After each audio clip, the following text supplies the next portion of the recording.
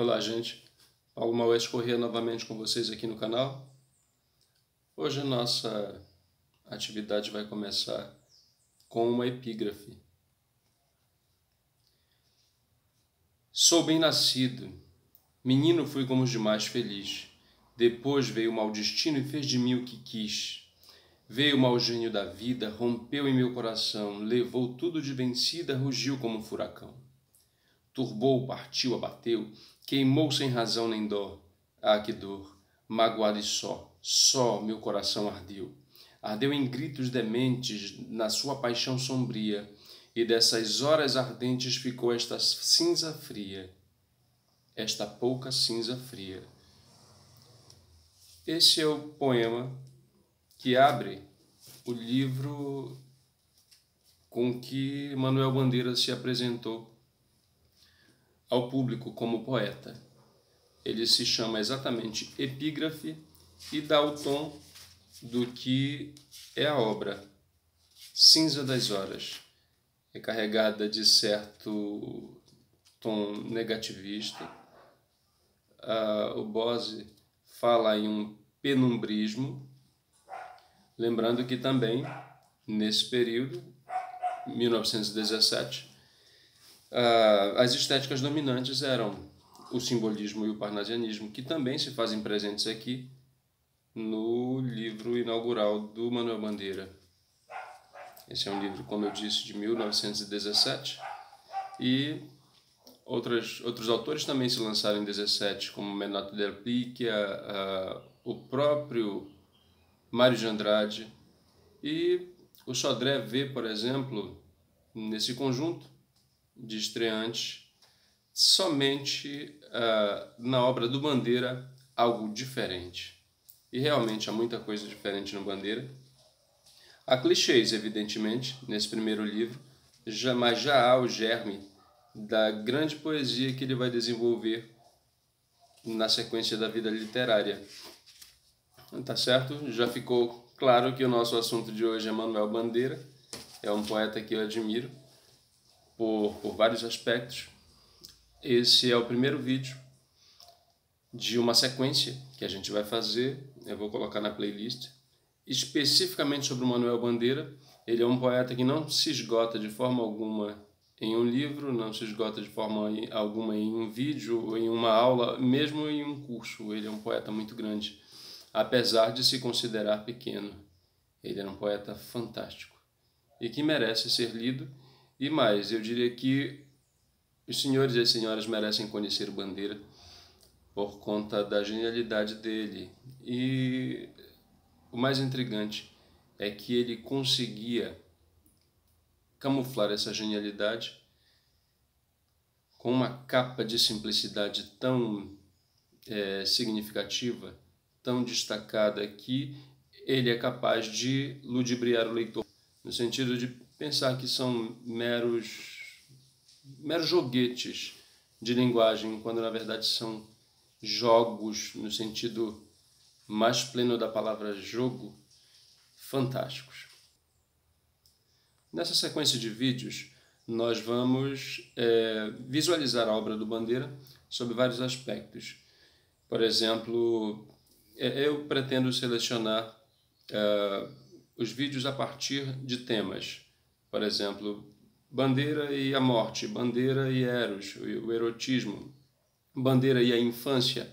E aí nós vamos ter um quadro mais amplo ao final dessa sequência e que vai dar a ideia do que seja o conjunto da poética do Manuel Bandeira.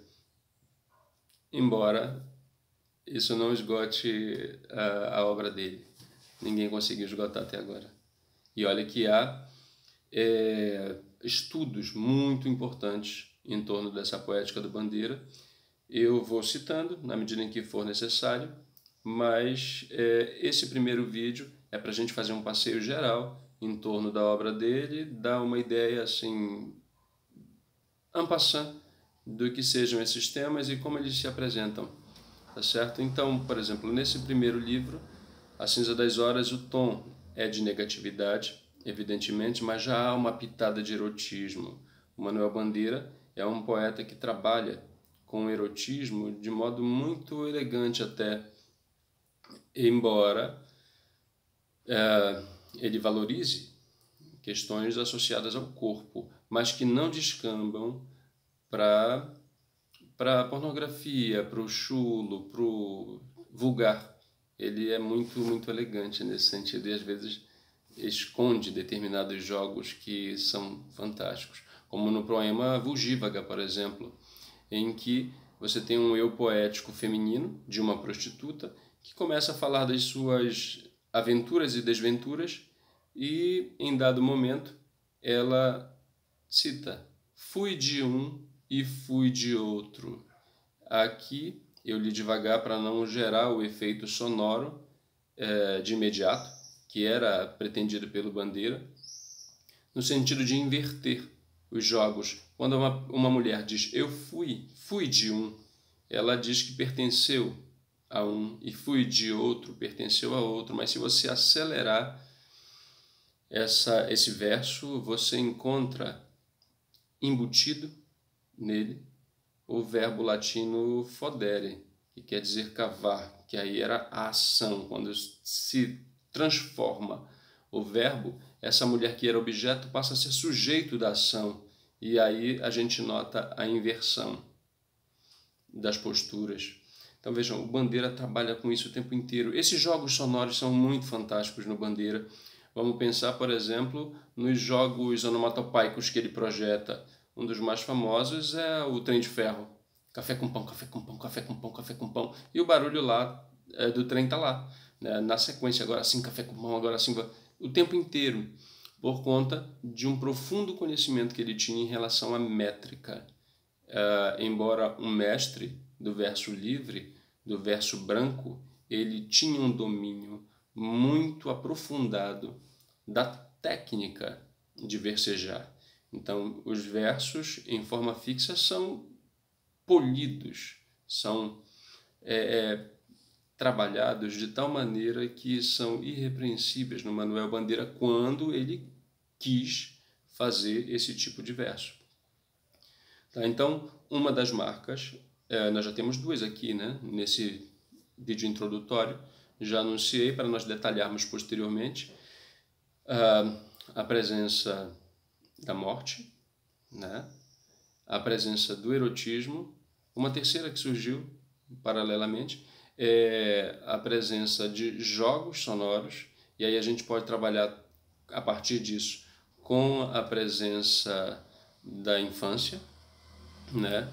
Vamos pensar no Sapururu.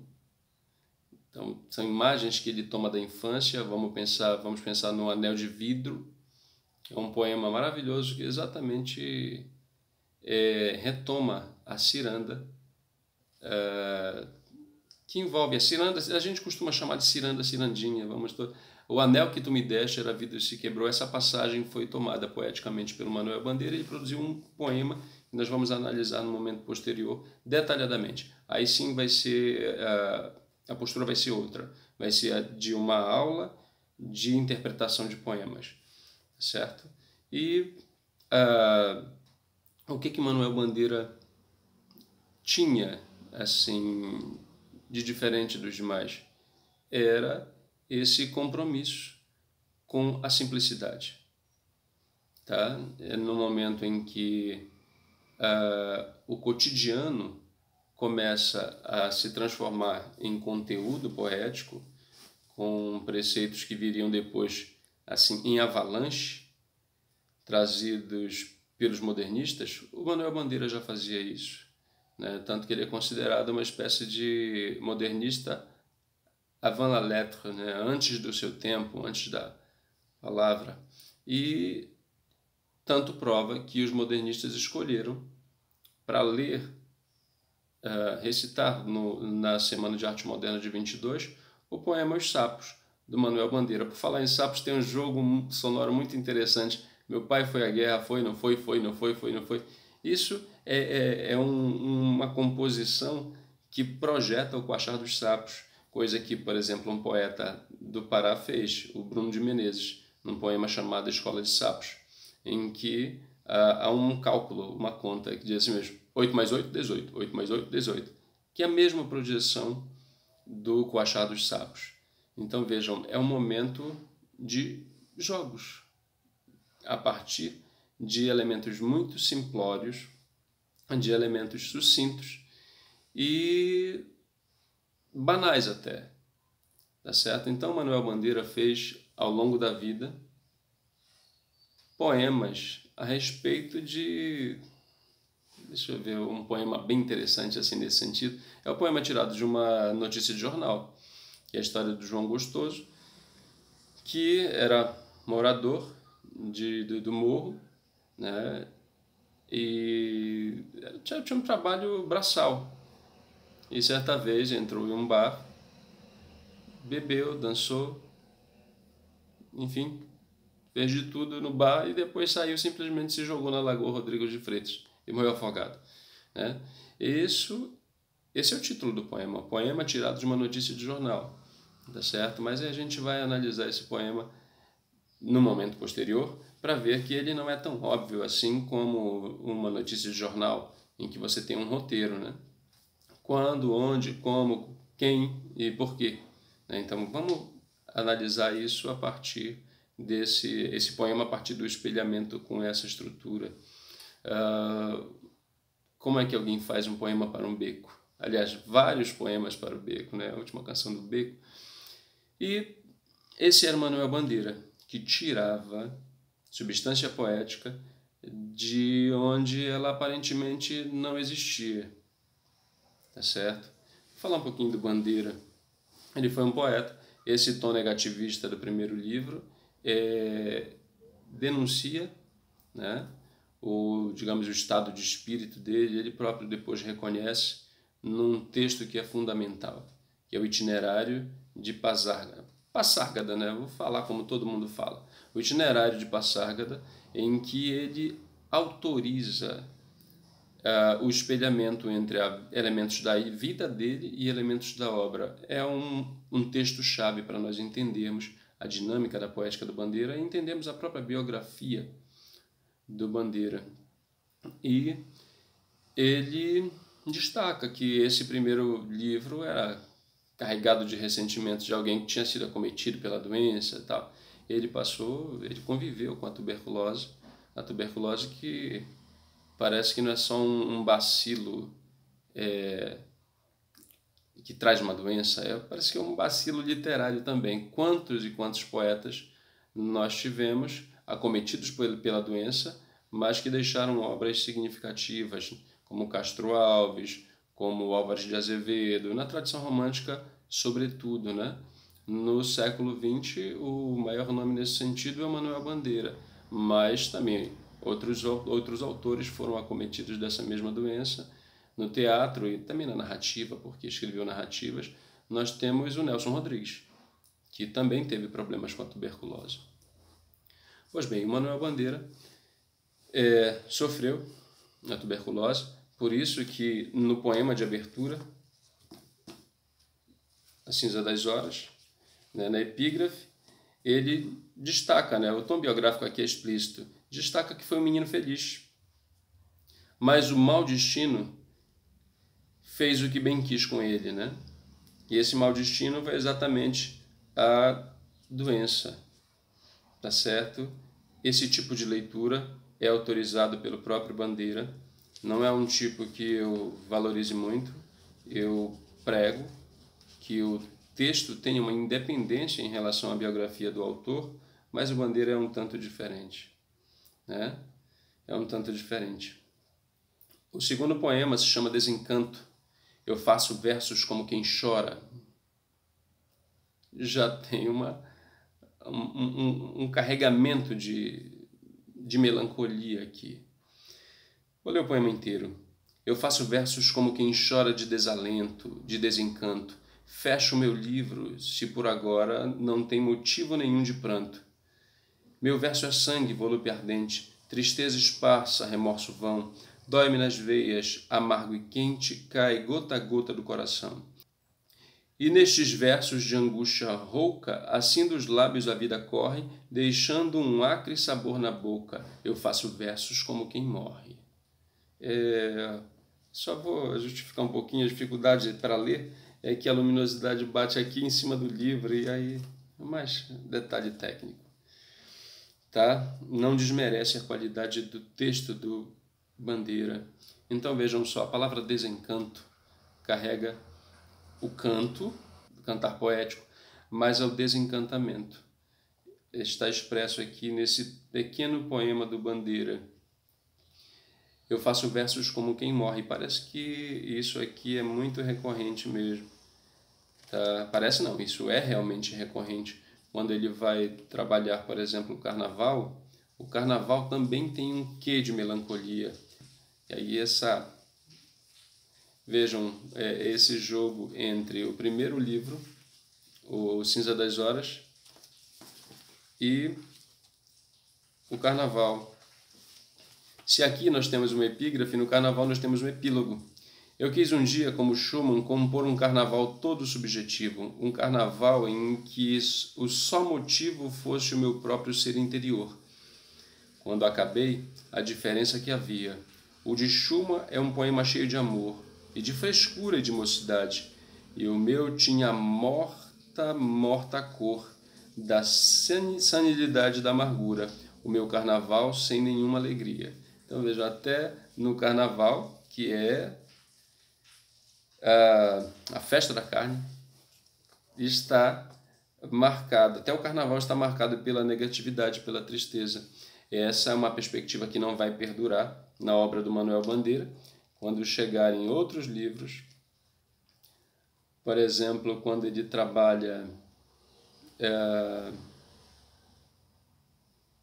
libertinagem, quando ele trabalha, deixa eu achar o poema aqui, em que ele trata do carnaval, né? Que é o poema exatamente do libertinagem, chamado Na Boca. Sempre tristíssimas estas cantigas de carnaval, começam com a tristeza. Paixão, ciúme, dor daquilo que não se pode dizer. Felizmente existe o álcool na vida, e nos 3 dias de carnaval éter de lança-perfume. Quem me dera ser como um rapaz desvairado. O ano passado ele parava diante das mulheres bonitas e gritava pedindo esguicho de cloretilo, na boca, na boca. Umas davam-lhe as costas com repugnância, outras, porém, faziam-lhe a vontade. Ainda existem mulheres bastante puras para fazer vontade aos viciados. Dorinha, meu amor. Se ela fosse bastante pura, eu iria agora gritar-lhe como o outro, na boca, na boca. Então vejam aqui que já há uma possibilidade de felicidade no carnaval. Na segunda estrofe ele começa: felizmente existe essa felicidade encontrada no álcool, no lança-perfume, tá?